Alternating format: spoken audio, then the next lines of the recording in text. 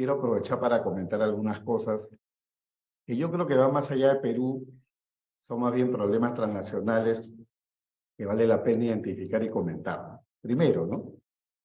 Tenemos una realidad enfrente. Tenemos un modelo muy potente, es el modelo europeo, el modelo del Reglamento General de Protección de Datos del año 2016, que es bastante protector del ciudadano, bastante protector de la privacidad y marca un estándar altísimo a nivel mundial, a nivel internacional. Ese es el modelo al que todos miramos, todos en cierto modo aspiramos, y desde luego que países, naciones que hacen negocios con Europa tienen la necesidad de adecuarse a estos estándares para que pueda existir el tráfico de datos a nivel internacional, transmisión de datos internacional, como es el caso de los Estados Unidos, ¿no? Que tiene un sistema de protección, data protection, pero que está encaminado a homologarse con la regulación europea en orden pues a que este intercambio de información se pueda producir. Ahora, si nosotros vemos otras regiones, como puede ser el Asia, esto funciona de una forma completamente distinta, ¿no? Si pensamos en China pensar en sistemas de protección de datos personales es algo muy complicado, dada la propia idiosincrasia, la cultura, la regulación, donde hay un Estado muy intervencionista, un Estado que acopia mucha información sobre el ciudadano y donde incluso podemos ver sistemas automatizados, no solo de reconocimiento facial, sino además de seguimiento y ratio de personas, ¿no? Algo que desde el punto de vista de todos los proyectos sobre el uso de la inteligencia artificial en Europa va a quedar como una forma de IA prohibida, es decir, una forma de inteligencia artificial que no puede ser permitida o tolerada. Entonces tenemos una antítesis, si queremos verlo así, en el Asia, concretamente en lo que, ni siquiera modelos, sino lo que sucede en China, versus el modelo europeo al que varios países aspiran a adecuarse o acercarse. Y eso es lo que pasa precisamente en Latinoamérica. En Latinoamérica o Hispanoamérica, hablando de Perú, tal vez países que tienen un nivel de desarrollo parecido como Chile, Argentina, México, Brasil, Colombia, entre otros, lo que tenemos es algo todavía bastante incipiente. Hay una regulación, hay una reglamentación, hay una autoridad central de protección de datos personales. En el caso de Perú es una autoridad que tiene pocos años, pero en el caso de Perú es una autoridad que todavía no tiene la suficiente fortaleza, no tiene la suficiente fortaleza, no se ha empoderado lo suficiente, la regulación no permite multas altas que puedan desincentivar, digamos, las prácticas violatorias de lo que es protección de datos personales. Entonces tendríamos que decir, siendo realistas, que tenemos una forma incipiente de protección de datos personales en el Perú. Tenemos un tigre de papel, ¿no? Digamos, no muerde, no genera, digamos, prevención con suficiencia dentro de lo que pueda significar los diversos operadores, personas naturales, personas jurídicas, empresas, sector público, para lo que es la protección de datos personales. Pero dentro de esto hay algunos avances, ¿no? Hay algunos avances que en el caso de Perú me interesa poner en relieve, ¿no? Ya el Tribunal Constitucional, por lo menos en dos sentencias, ha dejado en claro que la protección de datos personales está vinculado, digamos, a un derecho fundamental, el derecho a la privacidad, y lo ha señalado a propósito de dos cuestiones que están en debate local. Primero, el tema de los antecedentes penales y por otro lado, el tema relativo al llamado derecho de supresión o derecho al olvido. Respecto a lo que es antecedentes, como sabemos, no es solo un problema de Perú, es un problema de la región, donde tenemos un montón de empresas que venden información, trafican con la información. Eso está penalizado no solamente en Perú, sino en varios países. No hay un delito transnacional o un delito internacional de tráfico ilícito de datos, pero en cada país más o menos esto está regulado como delito contra la privacidad, delito informático, dependiendo un poco del tipo de regulación que se tenga. Pero es algo que está penalizado. Acá en Perú, con toda claridad, el tráfico de datos, la compraventa de datos ilícita está prohibida. Y los antecedentes penales, judiciales, bueno, hay muchas formas de denominar esto de forma similar, son datos especialmente sensibles. No estamos hablando de cualquier tipo de datos, porque la información sobre los antecedentes penales, sobre todo si estamos hablando de falsos positivos, es decir, de casos en los cuales ni siquiera ha habido una condena, sino, por ejemplo, un ingreso a un penal o el solo inicio de un proceso sin que haya existido responsabilidad o culpabilidad declarada, da lugar a que estos registros generen alrededor de la persona limitaciones serias para el ejercicio de sus derechos, ¿no? Las personas no pueden contratar, no lo contratan, no pueden trabajar, no lo piensa que por tener antecedentes ya es un delincuente y por lo tanto no pueden acceder al trabajo, no pueden acceder al crédito, es decir, asumen una serie de consecuencias negativas producto única y exclusivamente de la existencia de estos antecedentes. Y claro, para borrar los antecedentes hay que litigar, tienes que gastar plata, tienes que tener un abogado, tienes que demandar, y alguno hizo esto. Uno que tenía antecedentes penales acá en Perú, antecedentes policiales, para ser más específico.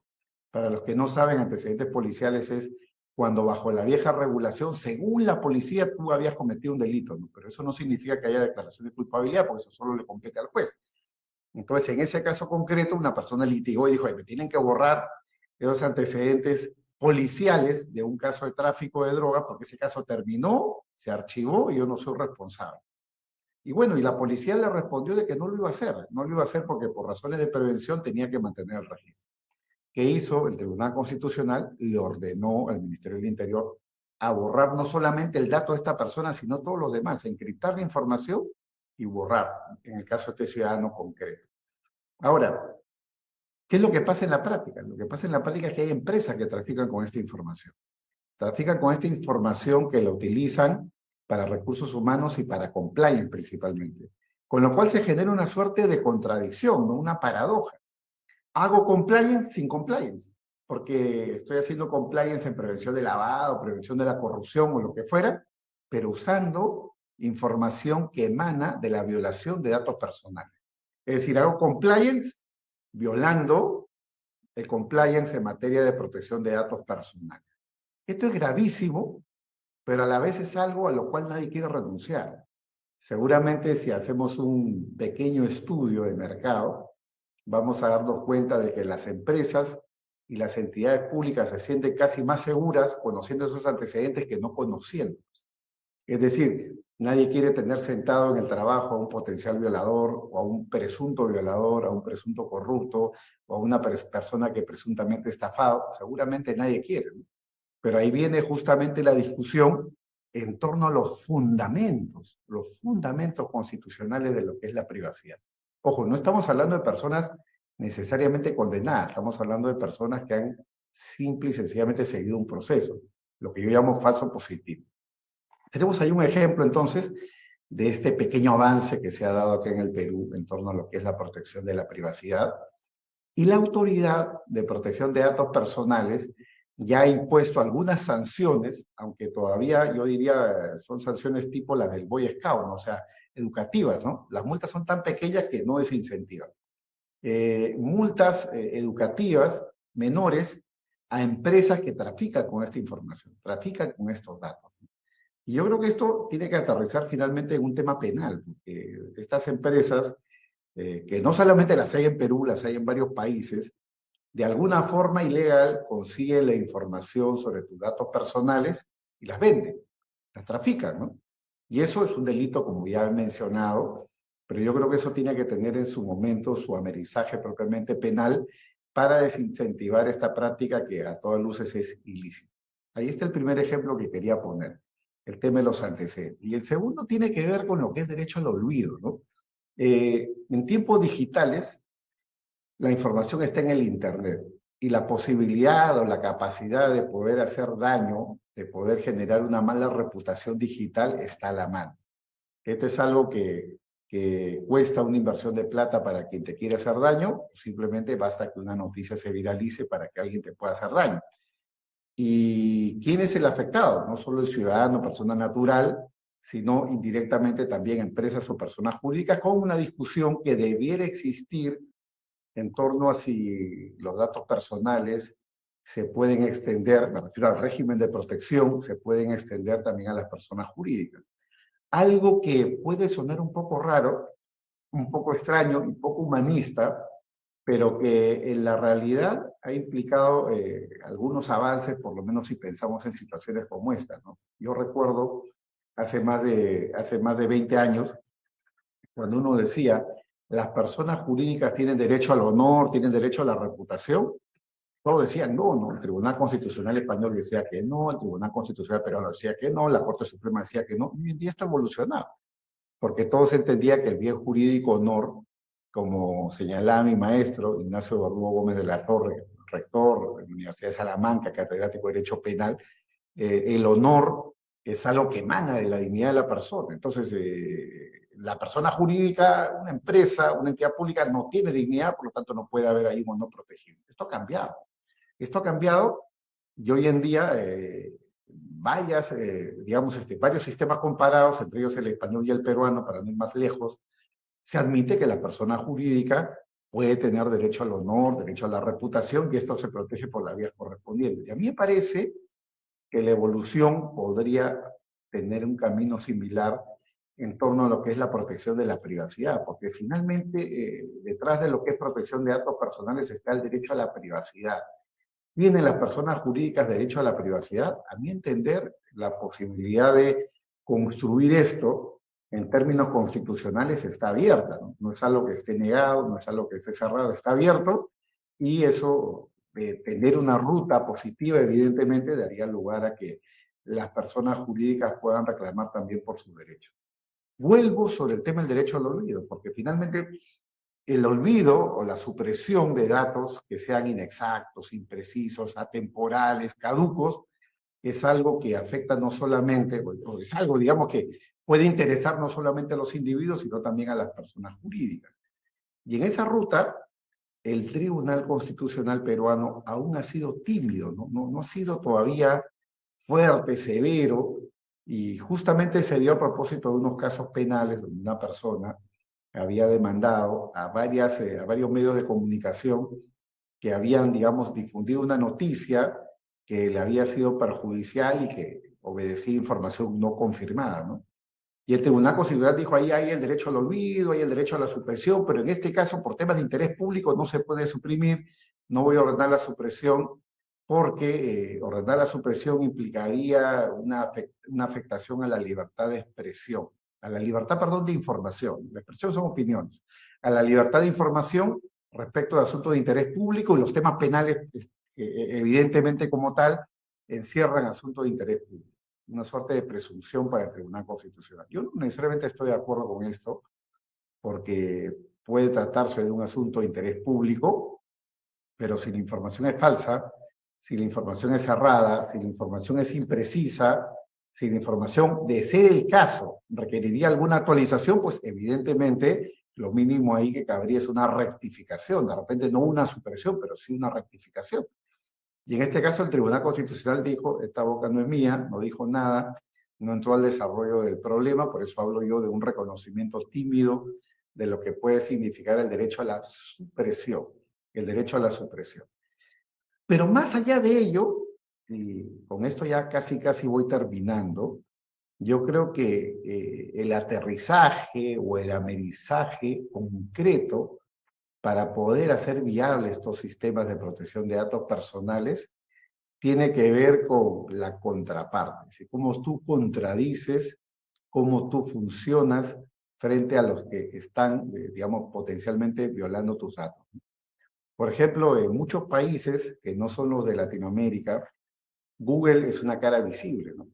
Puedes no postular la eliminación o supresión del dato porque el link lo maneja el que, digamos, administra el link, pero lo que hace Google u otros buscadores como Yahoo, Bing, entre otros, es jalar esa información, son motores de búsqueda, ¿no? Y es ahí donde la discusión tiene que ver con, ya no con la supresión, sino la desindexación, ¿no? Es decir, que esto no aparezca en los motores de búsqueda porque puede ser algo que dañe tu reputación, tu privacidad, etc. Bueno, para hacer viable esto y aterrizarlo, tenemos que tener al sujeto visible, ¿no? Hoy en día, si tú quieres demandar a Uber, Spotify, a Rappi, es algo que nos es dificultoso porque pueden tener un domicilio, pero ¿qué les puedes hacer si la facturación está fuera del país, ¿no? Si todo lo que pagan los demás está fuera de la facturación local, ¿no? Esto es algo que ha despertado discusión, no solamente por el tema regulatorio de protección de datos, sino también por asuntos tributarios, por asuntos laborales, medioambientales, etcétera. ¿Cómo viabilizas tú la responsabilidad de una empresa transnacional si a esa empresa prácticamente no le puedes hacer mucho, no la puedes afectar localmente? Porque, bueno, acá lo que hay que es un software, ¿no? Solamente es un software, ¿no? Bueno, a algún juez se le ocurrió algo creativo, ¿no? A algún juez se le ocurrió algo creativo, y esto pasó en Brasil hace algunos meses o años atrás, donde un juez ordenó a Google que suspenda el funcionamiento de una plataforma a la que se le había sancionado y que no venía cumpliendo con la sanción. Claro, entonces, si Mahoma no va a la montaña, lo contrario, ¿no? Y es una forma, digamos, podríamos decirlo así, creativa, alternativa, de poder incentivar, digamos, a estas empresas para que cumplan con los estándares básicos en materia de protección de datos personales, pero tenemos, como dirían los dedicados al análisis económico del derecho, problemas de ejecución, problemas de realización del derecho, porque las contrapartes no están, no necesariamente son visibles, no necesariamente pueden ser afectadas por la justicia local, y eso yo creo que demanda herramientas de colaboración, herramientas de cooperación. Así como hay la cooperación para el derecho internacional privado o para el derecho internacional público o el penal en particular, debieran de existir mecanismos de colaboración para lo que es protección de datos personales. Así como existe el grupo EMO para efecto de lo que es prevención del lavado de activos y intercambio de información de las diferentes UIFs, las agencias de protección de datos deberían de tener sistemas también donde se puede intercambiar información, se puede intercambiar experiencias y sobre todo se pueda, digamos, hacer viables estos mecanismos de cooperación para que no existan lagunas o vacíos de impunidad. Muchas gracias, quedo hasta aquí y en su momento para las preguntas, si corresponde. Gracias. Muchas gracias, doctor Caro. Agradecemos su participación.